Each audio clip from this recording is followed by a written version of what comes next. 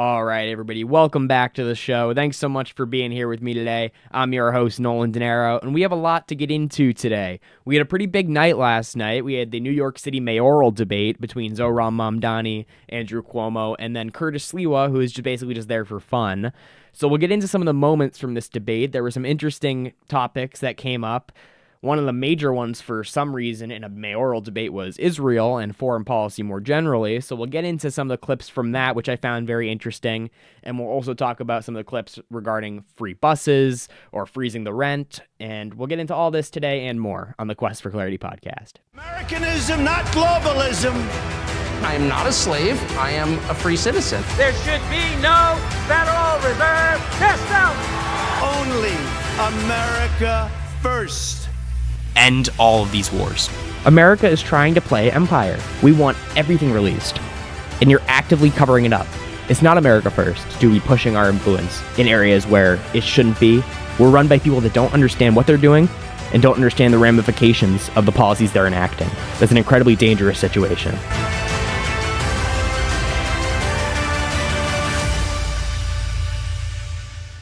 All right, everybody, before we begin, if you wouldn't mind going right down below this video and hitting like and subscribe, I'd really appreciate it. And if you wouldn't mind also going to my Instagram, X, and Spotify accounts and following all those pages over there, I'd really appreciate that as well. It helps me out a lot.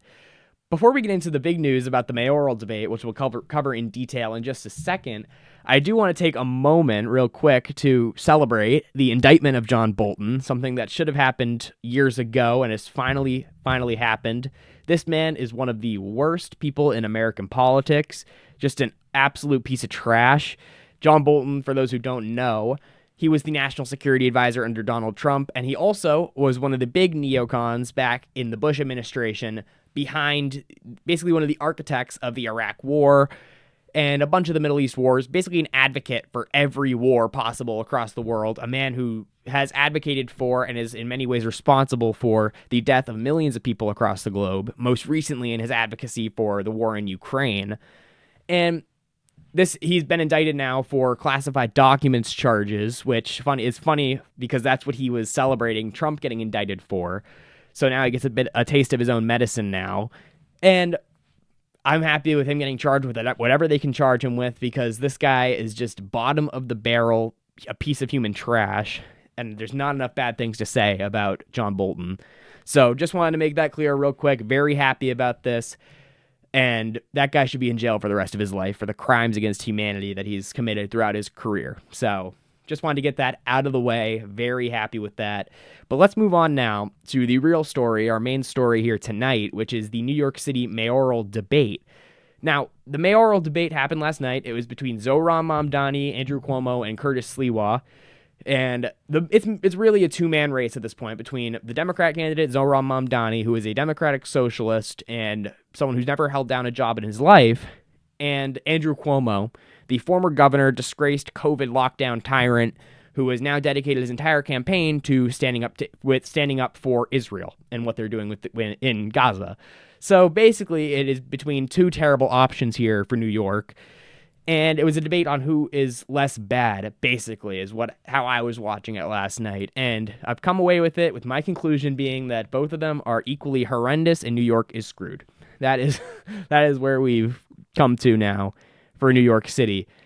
And if I was in New York and I could vote, I would say probably I'd vote for Curtis Sliwa, given that he's the least insane person on the stage. But then again, he's not even that great. So we're going to get into some of the clips here from the debate, which I found interesting. And I found myself a couple times defending Zohran Mamdani, even though I completely disagree with him on just about everything, just because of how the mainstream media and Andrew Cuomo have been attacking him relentlessly with lies about his stance on Israel. And the first clip I want to talk about here, which I found is let's just stop for a second and acknowledge how ridiculous it is that we're even talking about foreign policy in the New York mayoral debate.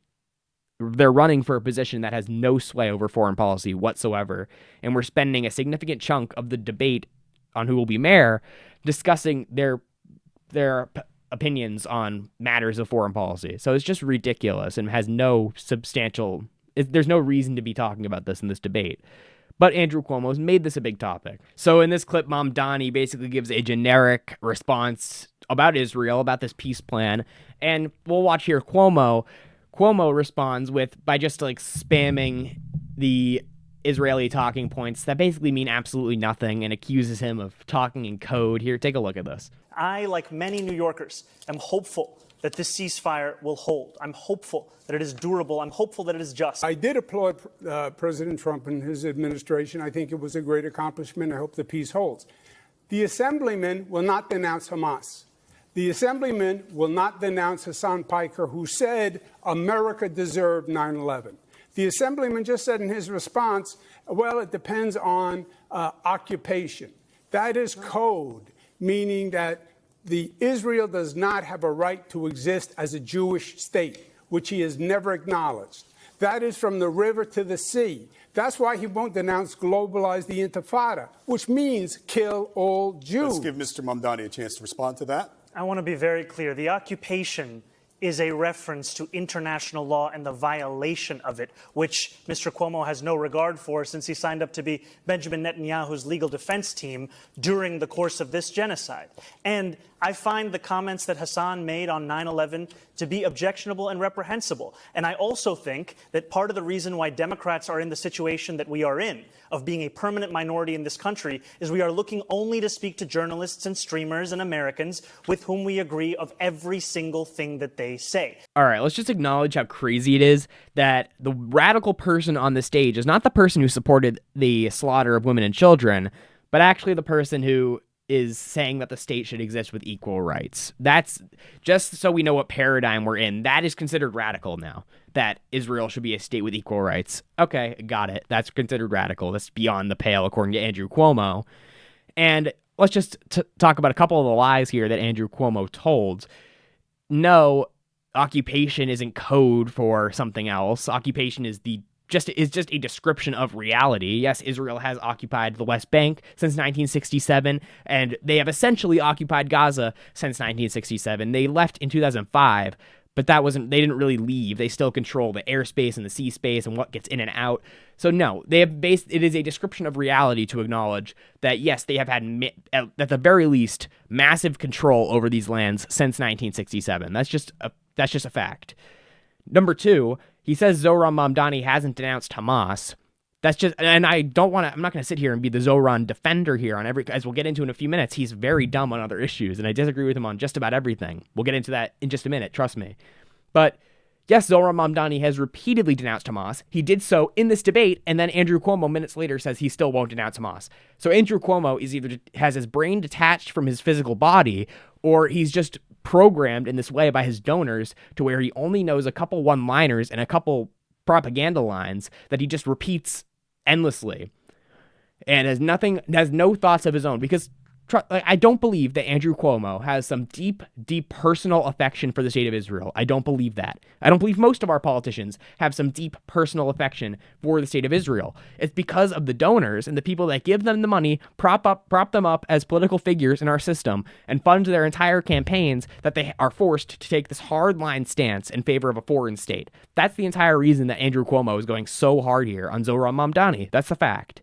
So all of these things is just him going hard on behalf of his donors that prop him up as a candidate in this race.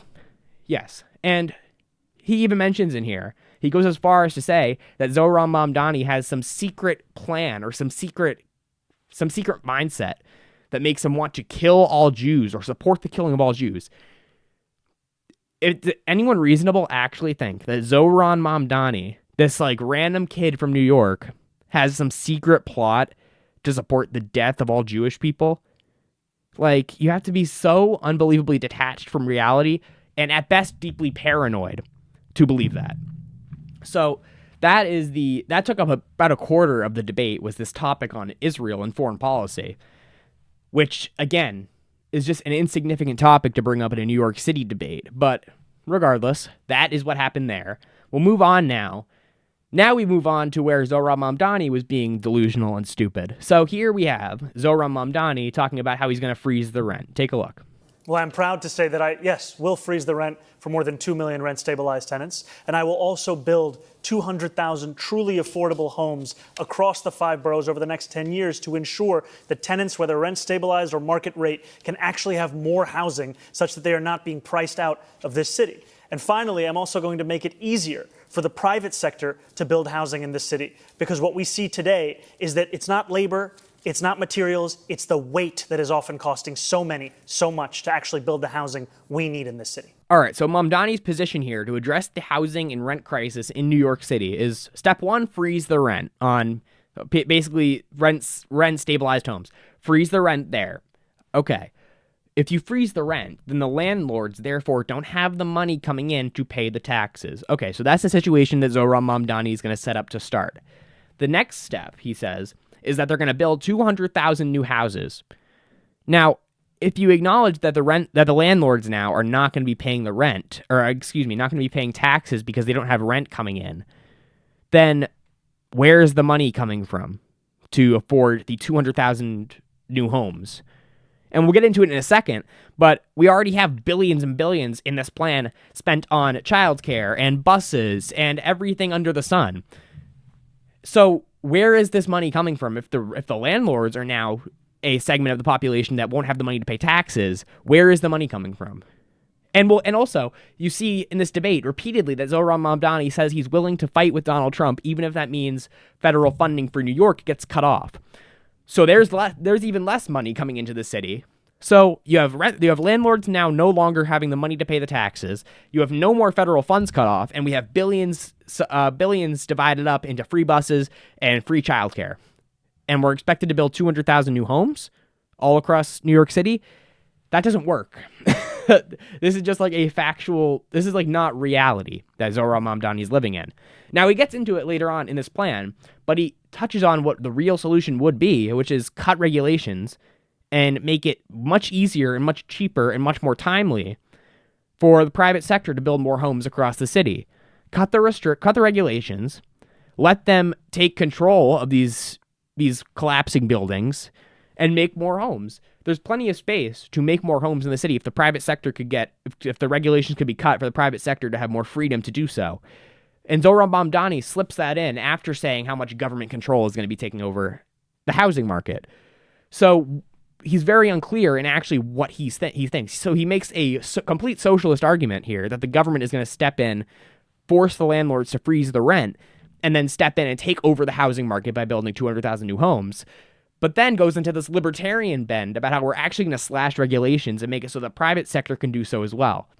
So this private-public mashup here over the housing market, okay, if the public sector is now going to be building 200,000 new homes, then where is the private sector going to be building the homes?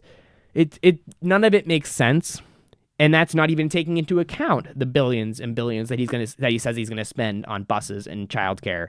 So none of it makes really any sense. But we also have this other clip here from Zohran Mamdani. We'll get into the buses now. Zohran Mamdani wants to make buses, and I believe he said the subway as well, completely free to all New Yorkers. And I'll start off here just by showing you the clip. Take a look. Mr. Mamdani, this is a centerpiece of your campaign.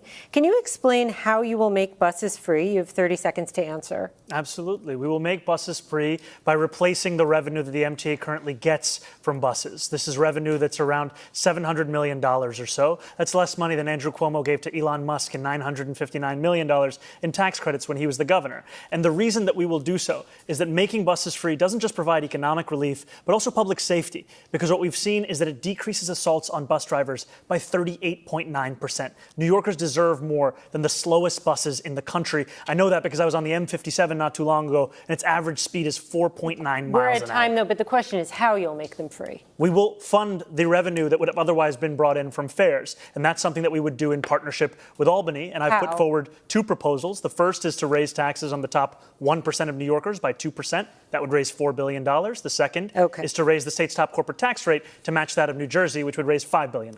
Okay, so Zohran's case here of how he's going to fund these free buses across the city, which he says cost $750 million, is by not giving out tax credits to people like Elon Musk, like he says Andrew Cuomo did. This is completely dishonest framing here. He says, in the way he says this is what, okay, This is what the Democratic Socialists get mixed up here. And I don't know if Zohran knows the difference between what he's saying in tax credits and subsidies. There's a difference there. I don't know if he knows the difference, but I know that people like AOC have repeatedly, like, completely messed up and mixed those two things up, like, because they just genuinely do not know what they're talking about. How Zohran words it there is that Andrew Cuomo gave Elon Musk $950 million in tax credits. Andrew Cuomo didn't give him anything. That $950 million was Elon Musk's, and Elon Musk was just allowed to keep that. This framing that Andrew Cuomo gave him $950 million is supposed to trick you into thinking that $950 million was something that Andrew Cuomo gave to Elon Musk as a subsidy.